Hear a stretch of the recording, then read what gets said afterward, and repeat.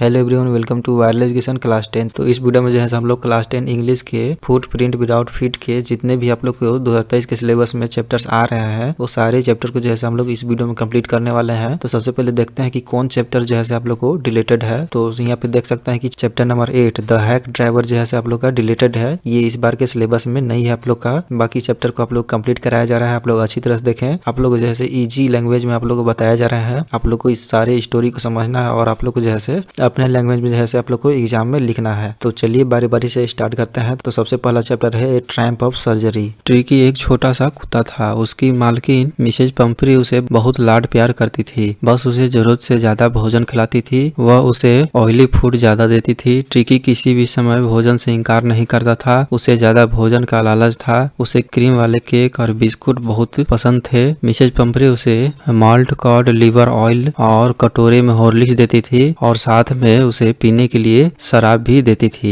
इन चीजों से ट्रिकी फूले हुए सॉसेज की तरह मीन्स कबाब की तरह दिखने लगा था और बहुत सुस्त हो चुका था और उसे किसी चीज में रुचि नहीं रखता था मीन्स मन नहीं लगता था। वह सारा दिन कालीन पर चढ़ा रहता था। उसे कुछ उल्टियां भी हुई थी। मिसेज पंपरी ने सोचा कि वह गंभीर रूप से बीमार है। उसने मिस्टर जेम्स हेरियट को बुलाया जो कि एक एनिमल डॉक्टर थे। मिस्टर हेरियट जानते थे कि ऐसा ही होगा। उन्हें मालूम था कि ट्रिकी अधिक भोजन खाने से पीड़ित हो रहा था। मिस्टर हेरियट ने पहले ही अपनी योजना बना रखी थी। उन्होंने कहा कि ट्रिकी को 2 सप्ताह के लिए अस्पताल में भर्ती करना पड़ेगा। इस बात से मिसेज पंपरे लगभग बेहोश ही हो गई थी। उन्होंने सोचा कि ट्रिकी एक दिन के लिए भी अपनी मालकिन को देखे बिना जिंदा नहीं रह सकता था, लेकिन मिस्टर हेरियट उसे कंबल में घर से बाहर ले आए और उसे अपनी कार में डाल दिया। ट्रिकी को जाते हुए देखकर सभी लोगों की आंखों में आंसू थे। डॉक्टर कुत्ते को अपनी कार में डालकर हॉस्पिटल में ले आए। जब मिस्टर हेरियट अपने घर पहुंचे तो घर के कुत्ते ने उन्हें घेर लिया। उन्होंने ट्रिकी को सूंघा और उसमें कोई रुचि नहीं दिखलाई। 2 दिनों तक हेरियट ने उसे खाने के लिए कुछ नहीं दिया। बहुत सारा पानी पिलाया। तब डॉक्टर ने कुछ उसे हल्का भोजन देना शुरू कर दिया। उसने उसे कोई दवाई नहीं दी। 2 दिन बाद ट्रिकी ने अपने आसपास की चीजों में रुचि लेनी शुरू कर दी। अब वह उस समूह का सदस्य बन गया जहाँ पे बहुत सारे कुत्ते थे और ट्रिकी जो था से एक्सरसाइज भी नहीं करता था, लेकिन मिस्टर हेरियट ने उसे खूब एक्सरसाइज करवाया और उसका आहार में कटौती की। उसके बाद वह चुस्त बन गया। मिसेज पेम्फरे ट्रिकी के समाचार के बारे में बहुत चिंतित रहती थी। डॉक्टर ने उसे बताया कि वह पहले से ठीक है। उसके बाद मिसेज पेम्फरे ने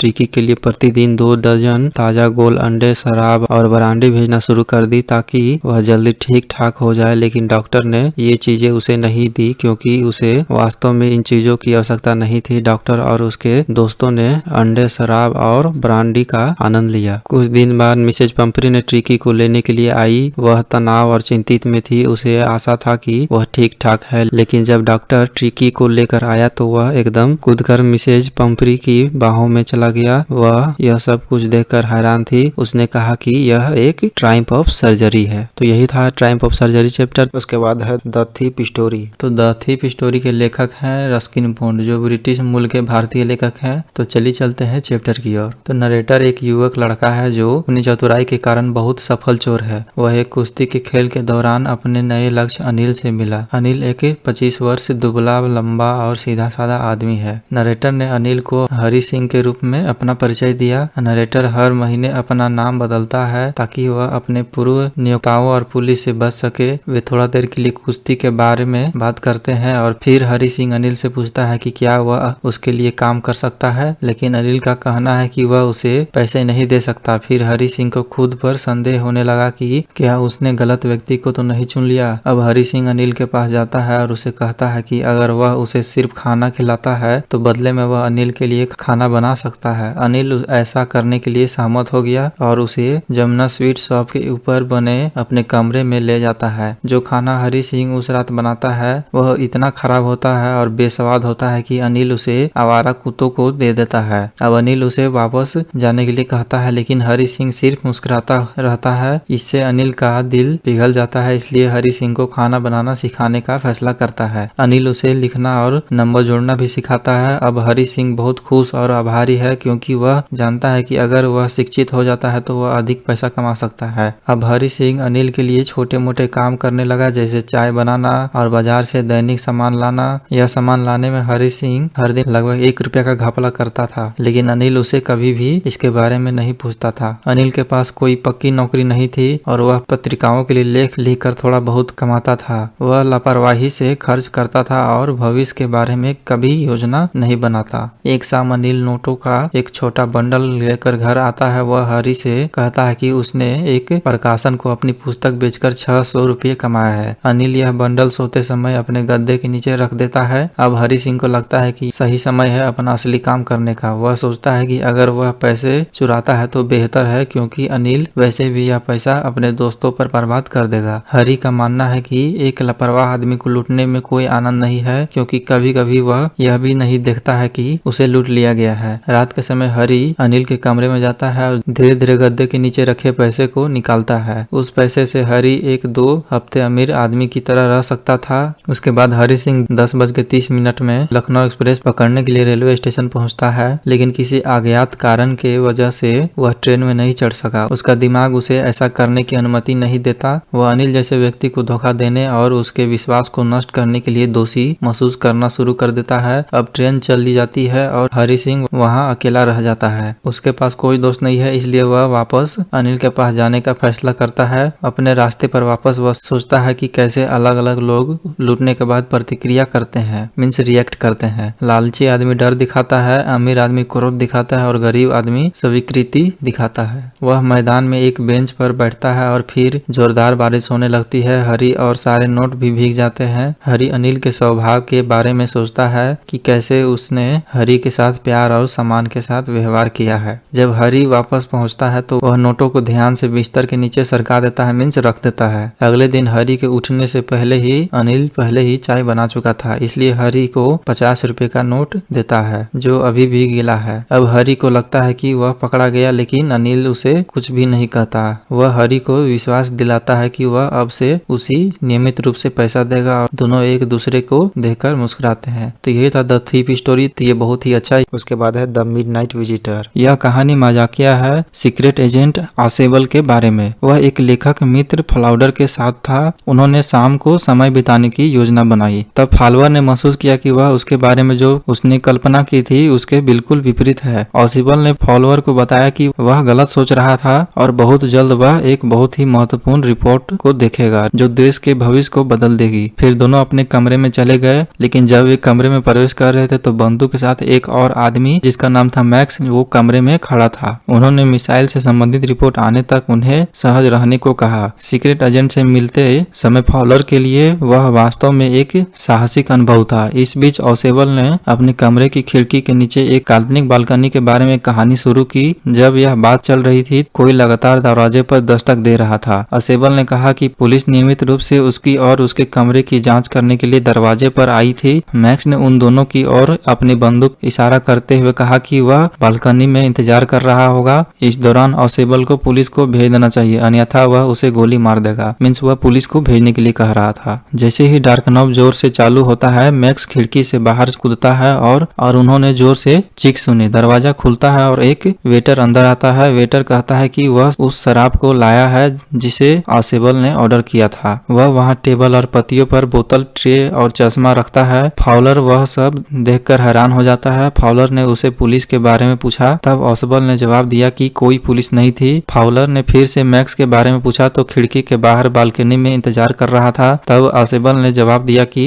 वह व्यक्ति वापस नहीं आएगा क्योंकि वह कोई बालकनी नहीं थी। यह आसेबल की तत्विरित बुद्धि को दिखाता है क्योंकि उसने स्थिति का लाभ उठाया और सफलतापूर्वक मैक्स को परेशान कर दिया। अपनी घबराहट के तहत वह बिना किसी विचार के खिड़की से बाहर कूद गया। वह होटल की ऊपरी मंजिली से कूद गया था, इसलिए उसकी मौत हो गई। इस प्रकार आसेबल ने मैक्स को पीछे छोड़ दिया और खुद को एक बहुत ही खतरनाक स्थिति से बचा लिया। तो यही था द मिडनाइट विजिटर चैप्टर। उसके बाद 4th चैप्टर है a question of trust. Harrison Denby एक अच्छे इंसान थे। वह 50 साल के थे, लेकिन फिर भी वह शादीशुदा नहीं था, मीन सलमान खान की तरह था। होरेस डेनबी एक ताला बनाने वाला था। वह एक बहुत ही सफल व्यक्ति थे। उनकी सहायता के लिए उनके 2 सर्वेंट थे। वह दुर्लभ और महंगी किताबों के शौकीन थे, उन्हें किसी भी कीमत पर खरीद सकते थे। इसके लिए उन्होंने साल में केवल एक बार तिजोरी लूटी। उन्होंने इन किताबों को एक एजेंट के माध्यम से गुप्त रूप से खरीदा। चोरी करने से पहले उन्होंने योजना को अच्छी तरह से पूरा किया। इस बार उन्होंने 2 हफ्ते के लिए सोवर ग्रेंज में घर का निरीक्षण किया था। उन्होंने उस घर के बारे में मिनट की चीजों का भी जानकारी लिया था।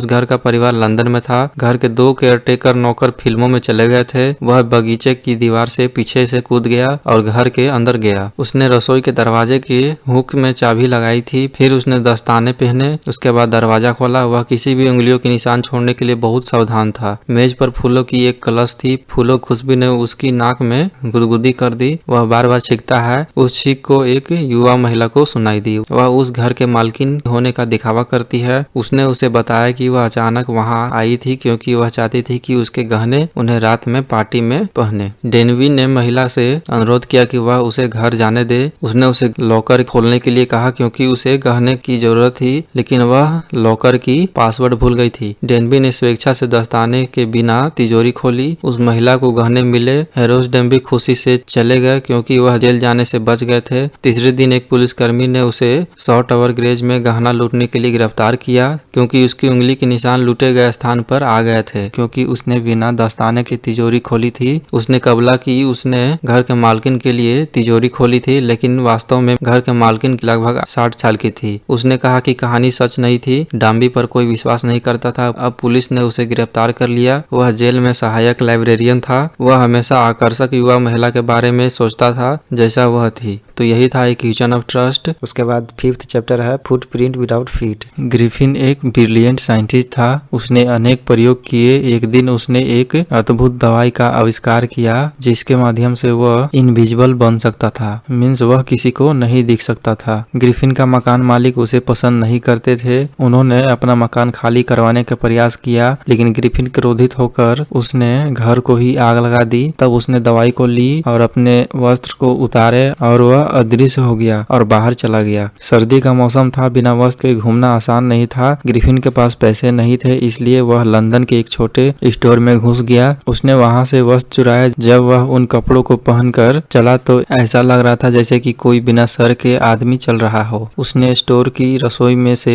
मांस, कॉफी, मिठाई और शराब ली। तब वह वहां से रजाई के एक ढेर पर सो गया। अगली सुबह वह समय पर नहीं उठा। दुकान के सिक्योरिटी पहुंचा और उसे देखा कि ग्रिफिन डर के मारे बाहर भाग रहा है। सिक्योरिटी उसके पीछे भागने लगा। ग्रिफिन ने एक एक करके अपने वस्त्र उतार दिए। वह फिर से अदृश्य बन गया, लेकिन इस बार वह ठंड के कारण कांप रहा था। वह एक नाटकीय कंपनी की दुकान में घुस गया। उसने अपने हाथों पर पट्टियां बांध ली। उसने काले चश्मे, एक नकली नाक और मूंछ भी पहन ली। ग्रिफिन ने दुकानदार का कुछ पैसे भी लूटा। उसने गाड़ी पकड़ी और आइपिंग गांव पहुंच गया। आइपिंग गांव में ग्रिफिन ने एक सराय में 2 कमरे बुक किए और उसने एडवांस में किराया भी दे दिया था। और उस सराय की मालकिन का नाम था मिसेज हॉल। उसने ग्रिफिन के विचित्र व्यवहार को सहन किया। उसके बाद तुरंत ग्रिफिन ने चुराया हुआ धन खर्च कर दिया। उसने रूम की मालकिन को बताया कि उसके पास नगद पैसे नहीं है। उसने कहा कि वह किसी भी समय चेक आने की प्रतीक्षा कर रहा है। अगले दिन उसने क्लर्जी मैन के घर से पैसे चुराया। क्लर्जी मैन और उसकी पत्नी हैरान थे। उन्होंने किसी को भी आते हुए नहीं देखा था। कमरा खाली था, फिर भी धन चोरी हो गया था। कुछ समय बाद मालिक और उसकी पत्नी ने पाया कि ग्रिफिन का कमरा खुला हुआ था। उन्होंने कमरे में प्रवेश किया, लेकिन वहां कोई भी नहीं था। ग्रिफिन के कपड़े और पट्टियां फर्श पर बिखरे हुए थे।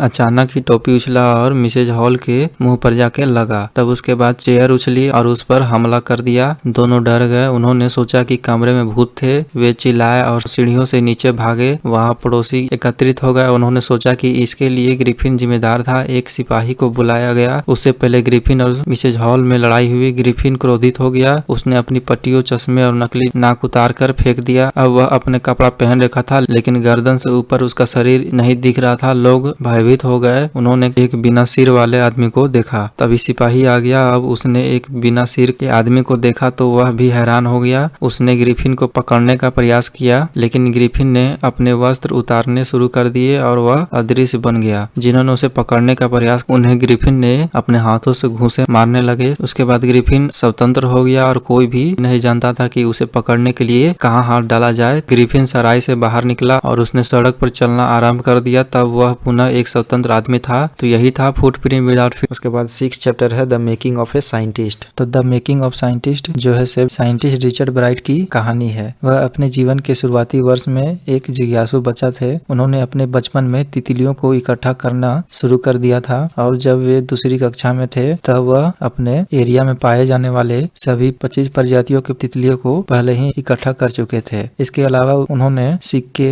और स्टोन्स को एकत्रित की। एक दिन उनकी माँ ने उन्हें the travel of monarch x नाम की एक किताब दी। यह पुस्तक उनका जीवन का एक महत्वपूर्ण मोड़ ला दी और उन्हें विज्ञान की दुनिया से परिचित कराया। उन्होंने देश विज्ञान मेले में वास्तविक विज्ञान का अनुभव किया और उसके अलावा समझा कि कुछ जीतने के लिए उन्हें कुछ असाधारण करने की आवश्यकता है। बाद में अपनी 8वीं कक्षा के लिए उन्होंने वायरल बीमारी का कारण खोजने का काम चुना, जिसमें हर साल लगभग सभी सम्राट कैटरपिलर को मार दिया जाता है। उन्होंने सोचा कि इसका कारण एक भृंग हो सकता है। इसके लिए उन्होंने भृंग की उपस्थिति के साथ कैटरपिलर को गुलाब दिया। हालांकि वह गलत था। अगले साल विज्ञान मेले के लिए उनकी परियोजना इस सिद्धांत का परीक्षण कर रही थी कि वायरस तितलियों ने सम्राट की नकल की। उनकी परियोजना की प्राप्ति विज्ञान में पहला और देश विज्ञान में तीसरा स्थान मिला। उसके बाद हाई स्कूल के अपने दूसरे वर्ष में रिचर्ड ब्राइट ने एक अज्ञात कीट हार्मोन की खोज की, जिसके कारण सेल के जीवों पर उनके नए सिद्धांत का जन्म हुआ। उन्होंने सम्राट प्यूपा की पीठ पर छोटे सुनहरे धब्बों के उद्देश्य को खोजने की कोशिश की। इस परियोजना ने देश विज्ञान मेले में पहला स्थान हासिल किया और उन्हें Walter read army institute of the Richard में काम करने का मौका मिला। उसके बाद हाई स्कूल के छात्र के रूप में उन्होंने अपने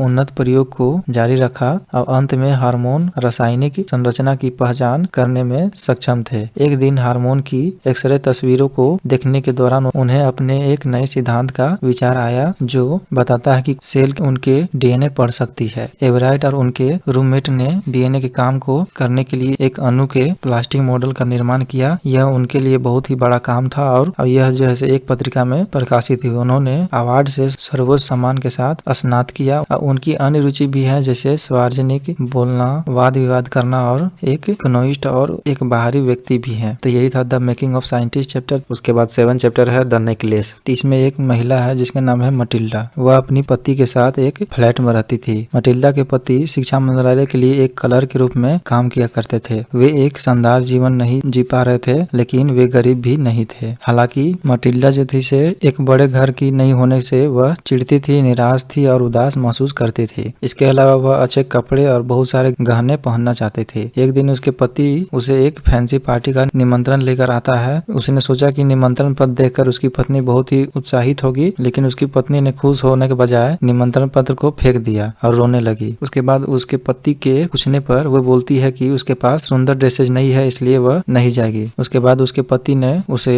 100 फ्रैंक दिए ड्रेस खरीदने के लिए। वो पैसा जो था से उसके पति ने राइफल खरीदने के लिए बचाया थे, वही पैसा उसे ड्रेस खरीदने के लिए दे दिया। पार्टी का सप्ताह आ गया था। उसकी पत्नी फिर से चिंतित लग रही थी। वह परेशान थी क्योंकि उसे लगता था कि उसके पास ड्रेस के साथ पहनने के लिए कोई गहने नहीं है। उसका पति उसे अपने दोस्त से मांगने के लिए कहती है। उसके बाद वह एक शानदार हार लेकर आ जाती है। फिर उसके बाद मटिल्डा ने अपने पति के साथ पार्टी में खूब मस्ती की। वह सभी का ध्यान अपनी ओर खींचने में सफल रही। फिर वह सुबह के समय घर के लिए रवाना हुए। घर पहुंचने पर मटिल्डा को अपने गले में हार नहीं मिले। उसके बाद वह आश्चर्य हुई। उसके बाद वह सोचते हैं कि हो सकता है कि हार जो है से कैब में गिर गया होगा जिससे वे घर आए थे। इसके अलावा उन्होंने उन सड़कों पर भी खोजा जिसके माध्यम से वे आए हैं। इसके अलावा उन्होंने पुलिस से संपर्क किया, विज्ञापन लिखवाया, लेकिन सभी व्यर्थ हो गए। फिर उसके बाद उसके पति ने कहा कि तुम अपने दोस्त को पत्र लिखो कि अभी हार टूट गया है और उसे अभी बनाया जा रहा है। उसके बाद वे लोग जो है से उसी तरह के हार को खरीदने के लिए जाते हैं। उसका कीमत होता है 36,000 फ्रैंक। फिर उन्होंने जो है से अपने घर गिरवी रख दिए, बाकी सब चीज गिरवी रख कर और उधार लेकर उस हार को खरीद लेते हैं और मटिल्डा जैसे वो हार को अपने दोस्त को दे देती है। लेकिन उधार की रकम चुकाने में उन्हें 10 साल लग गए। इन वर्षों में उनके जीवन में काफी बदलाव आए। वे एक छोटे से अपार्टमेंट में चले गए। इसके अलावा उसके पति ने रकम चुकाने के लिए कई काम किए और मटिल्डा जो है गरीब घर की एक मजबूत महिला की तरह दिखने लगी थी। वह बहुत वृद्ध लग रही थी। एक दिन उसने सड़क पर मिस जेन फ्रेंटियर को देखा जिससे वह हार ली थी। उसने हार के बारे में उसे पूछने का फैसला किया। फिर मिस जेन फ्रेंटियर ने मटिल्डा का हालत देखकर हैरान हो गई। फिर उसके बाद मटिल्डा ने हार के बारे में पूछा तो वह हार के सच्चाई को जान करके वह चौंक जाती है, क्योंकि जो मिस जेन फ्रेंटियर हार दिए थे वह नकली था और उसका मूल्य 500 फ्रैंक थे। यह सुनकर मटिल्डा शौक हो जाती है। तो इसी के साथ यह चैप्टर समाप्त होता है। उसके बाद chapter number 8 the hack driver जैसे आप लोग का डिलेटेड है इस बार के सिलेबस में, इसलिए चलते हैं चैप्टर नंबर 9 की ओर, जिसका नाम है। तो यह कहानी एक लड़की भोली के बारे में है जिसका असली नाम सुलेखा था। वह कुछ दिमागी कारणों से पीड़ित थी, इसलिए वह हकलाने का काम करती थी। इसके अलावा उसे चेचक शिक्षक के रूप का सामना करना पड़ा, जिससे वह बदसूरत लग रही थी। इस प्रकार सुस्त और बदसूरत चेहरे के कारण लोग ने उसका मजाक उड़ाया। साथ ही साथ लोगों ने उसे भोली कहा क्योंकि वह एक पिछड़ी हुई बच्ची थी। और भोली के पिता का नाम था रामलाल। रामलाल के 7 बच्चे थे, 3 बेटे और 4 बेटियां। भोली सभी बेटियों में से सबसे छोटी थी।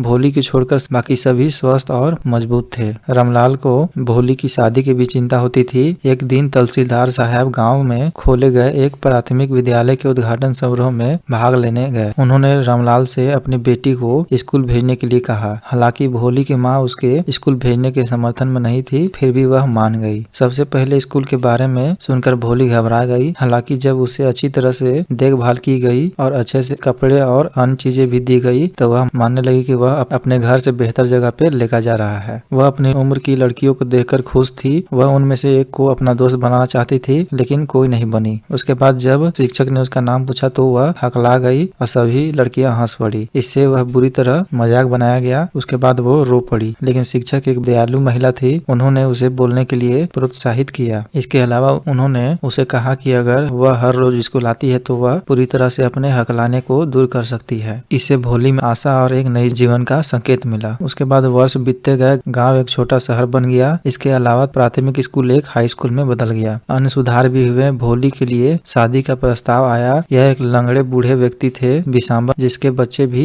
बड़े हो गए थे। हालांकि रामलाल और उसकी पत्नी सहमत थे क्योंकि वह अच्छी तरह से सेटल था। भोली की शादी में खूब सजावट की गई थी और उसके बहनों ने खूब धूमधाम मचाया। उसके बाद जब दूल्हा दुल्हन को माला पहनाने वाला था तब एक महिला ने दुल्हन के चेहरे से घूंघट हटा दिया। तो लंगड़े बिसांबर ने उसे देख लिया। तो बिसांबर ने बिना दहेज के ऐसे बदसूरत लड़की से शादी करने से इनकार कर दिया। उसके बाद रामलाल ने किसी तरह से पैसा का जुगाड़ किया। उसके बाद भोली ऐसे लालची आदमी से शादी करने से इनकार कर देती है और यह सुनकर सब लोग चौंक जाते हैं क्योंकि वह बिना हकलाए बोली थी। फिर उसके बाद दूल्हा वापस लौट जाता है। भोली ने अपने पिता से कहा कि वह उनके बुढ़ापे में सेवा करेगी। उसके अलावा वह उसी स्कूल में पढ़ाएगी जिस स्कूल में उसने बहुत सारी चीजें सीखी थी। तो यही था भोली चैप्टर। उसके बाद लास्ट चैप्टर है chapter number 10, the book that saved the earth. तो यह एक नाटक जैसा स्टोरी है। तो इस नाटक में बहुत सारे कैरेक्टर हैं, उनका नाम अजीब है, जैसे ताकतवर chief, think tank, noodle, captain omega, lieutenant aorta, sergeant ऊप और इसी तरह से बहुत सारे हैं। तो इसमें से जो है से थिंक टैंक जो है से अपनी टीम के साथ पृथ्वी पर जाने के लिए वह हमेशा सोचते हैं क्योंकि उनके पास एक बड़ा सिर था। वह सबसे बुद्धिमान है और हमेशा उसके लिए प्रशंसा करना पसंद करते थे। वे जानना चाहते हैं कि पृथ्वीवासी के लोग कैसे रहते हैं। अगले उद्देश्य में वे सभी पुस्तकों से भरे पुस्तकालय में मौजूद थे, लेकिन ये सभी उस जगह को समझ नहीं पा रहे थे। तब ताकतवर थिंक टैंक देखने की कोशिश करता है और वह अपने दल को बताता है कि वह जो है से सैंडविच है जिसे पृथ्वी के लोग जो है बहुत खाते हैं, इसलिए उन्होंने इन्हें यहाँ रख दिया है। फिर क्रू सदस्यों में से एक सार्जेंट ऊप ने थिंक टैंक के विचारों की पुष्टि करने के लिए एक पुस्तक का कोना भी खाया, लेकिन उन्हें स्वाद पसंद नहीं आया था। अब वे निष्कर्ष पर पहुंचे कि यह भोजन के अलावा कुछ और हो सकता है। कुछ समय बाद नूडल्स ने थिंकैट को फिर से सुझाव दिया कि शायद यह आंखों के संचार के लिए है। सभी चालक दल के सदस्यों ने पुस्तक को खोला और पढ़ना शुरू कर दिया। यह मदर गुज नामक की एक तुकबंदी पुस्तक थी, लेकिन उन लोग को पुस्तक समझ में नहीं आ रहा था। इसलिए इस नूडल्स को देखकर थिंकैट पूछता है कि रासायनिक विभाग ने उन्हें बुद्धि बढ़ाने के लिए विटामिन की गोली दी है और उन्हें सब लेना चाहिए। फिर सैंडविच पढ़ना चाहिए। उसके बाद उप ने नर्सरी राइम की किताब पढ़ना शुरू किया। वे तुकबंदी का शाब्दिक अर्थ लेते हैं और परेशानी महसूस करते हैं। थिंक टैंक ने